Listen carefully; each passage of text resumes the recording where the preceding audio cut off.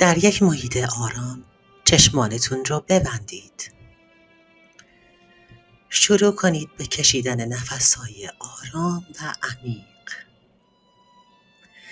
تصور کنید نوری سفید رنگ از بالای سر شما وارد بدنتون میشه.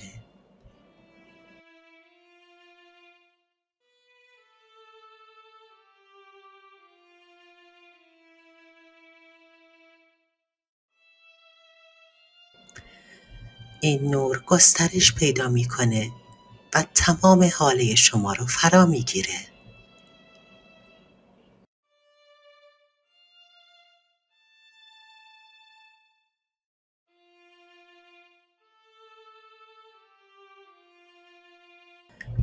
حالا تصور کنید که این انرژی در محل چاکرای سوم تجمع پیدا کرده و مثل یک پرتوی نورانی به نقطه‌ای در جلوی شما تابیده میشه.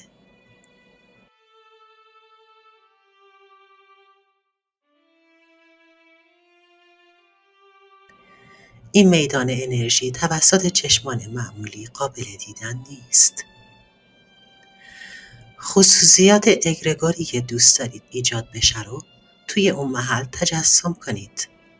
هم به ویژگی‌های ظاهری و هم رفتاری اون دقت کنید.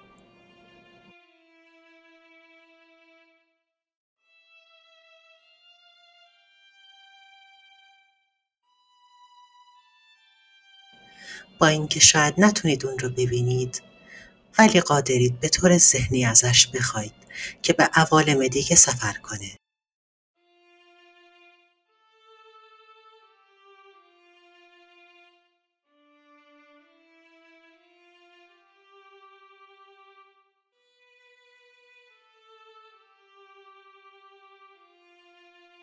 بعد از اون به وسیله ایجاد تناب انرژی بین خودتون و اون موجود میتونید تغییرات انرژیکی و فکری رو احساس کنید که در واقع همون اطلاعاتی هست که اگرگار به شما میده.